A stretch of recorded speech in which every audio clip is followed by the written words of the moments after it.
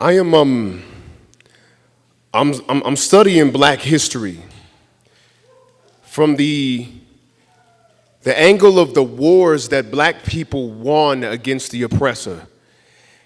And in this hemisphere, those wars were always won with the help of indigenous people. I myself am of the Seminole Nation.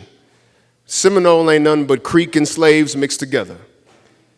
And when I know the true history of my people, I am touched by that because I have a little post-traumatic stress disorder. I was assaulted by Denver police not too long ago, well, long enough ago.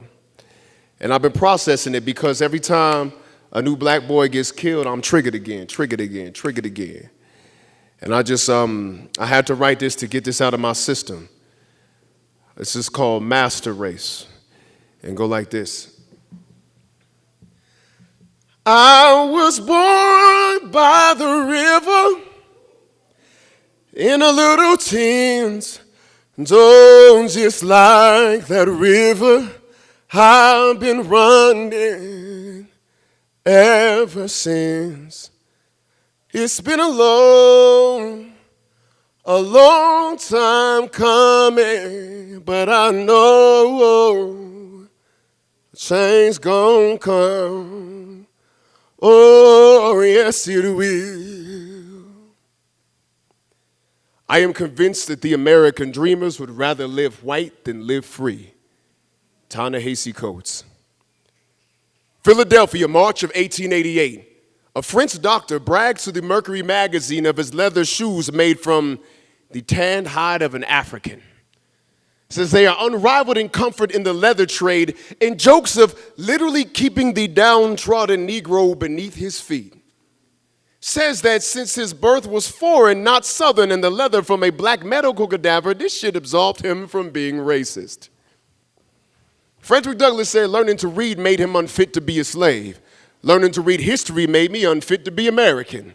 Still, most Black folks want whites to walk beside them.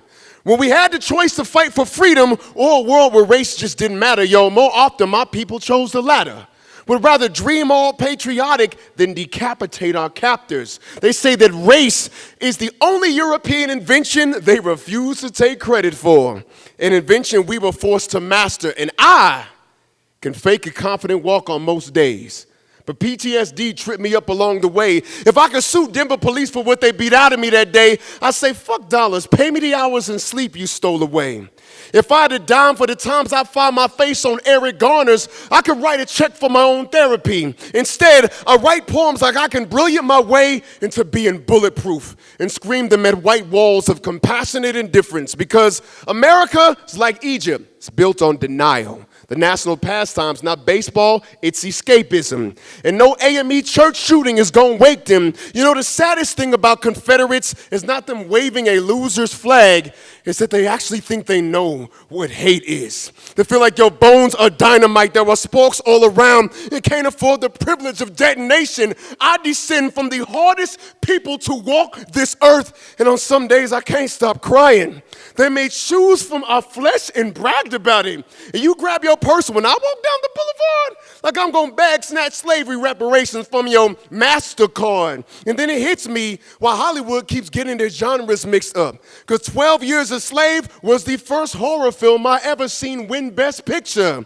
This isn't drama, it's a 400-year sequel of Saw, but denial can't acknowledge our generational reruns because the whites feared our ability to survive. They feared our ability to learn. Listen to how well I speak English. What if I forgot compassion the way I forgot the Mandinka language? The way Bloods kill Crips make their blood run cold at the thought of us changing our targets. But we join in breaking our own bodies hatefully. While science crushes Hitler's idea blatantly because if master means original and blacks was here first, then what does that make us racially? Does it fucking matter? We have been unrivaled at providing you comfort for so long that when we cried out for pity, you kept walking. And leather shoes stitched from our hide, stretched so smoothly the whip marks were barely visible beneath cotton laces picked when that shoe was alive. And I am astounded at how enlightened this poem's anger would sound if only the poet reading it were white. And I Sit at this job interview in leather shoes, across from a man too kind for me to comfortably call him boss. His sky blue eyes match the height of his faith in my abilities. And in this snapshot of America, I almost believe. Thank you.